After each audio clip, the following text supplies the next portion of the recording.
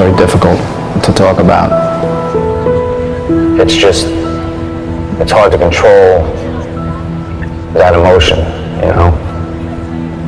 On this day, in this darkest hour, when some ran to safety, they ran to danger, putting our lives before their own. But in the days that came after, and the struggles that would follow, she made sure they would never stand alone.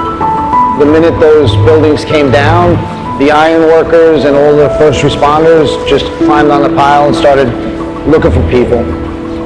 There was a gray cloud everywhere and terrible smell that you could taste it. It was gritty, you know. The health department has done tests and at this point is not concerned. They're telling us, oh yeah, the air's fine, don't worry about it, you know. The air is safe as far as we can tell. Anybody who was down there knew that the air wasn't clean. I mean, you could just, it was obvious. I stood there on that street. It was as close to hell as I've ever seen.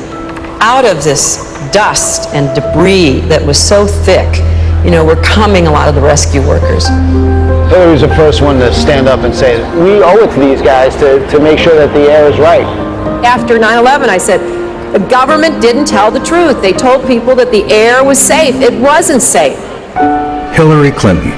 She worked every day to help the families of loved ones lost rebuild their lives. Persuaded the president of a different party to provide the funds needed for a city to rebuild. Helped bring justice to one of our greatest enemies. And fought year after year to make sure some of our greatest heroes got the care they deserved.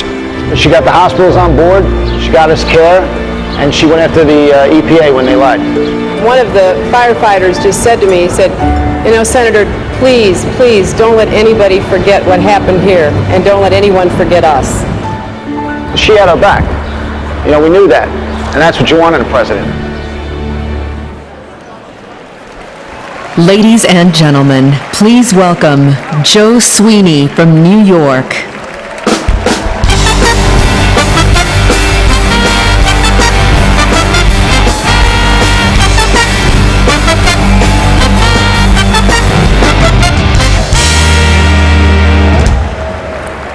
My name is Joe Sweeney, and I served as an NYPD officer and detective for 21 years.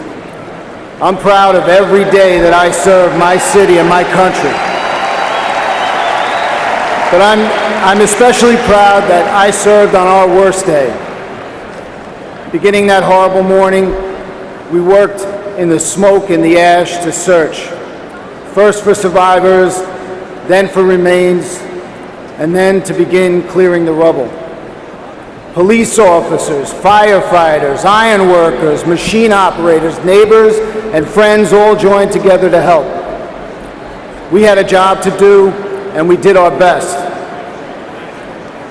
At the time, the EPA assured us that the air at Ground Zero was safe to breathe. That information was dead wrong. Thousands of my friends and brothers and sisters in blue were exposed to harmful toxins that have caused lifelong health problems.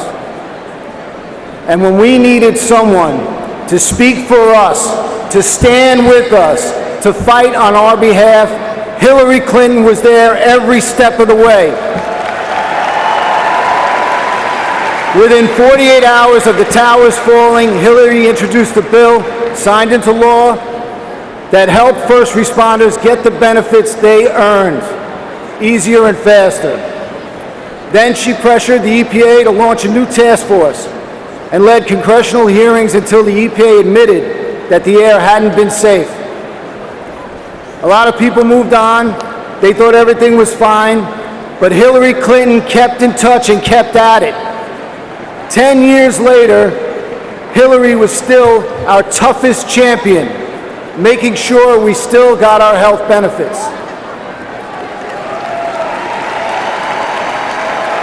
I'm at this podium tonight because, like first responders across America, Senator Clinton has devoted her career to a simple creed: protect and serve. Time and again, Secretary Clinton has kept her promises, including to the extraordinary Lauren Manning.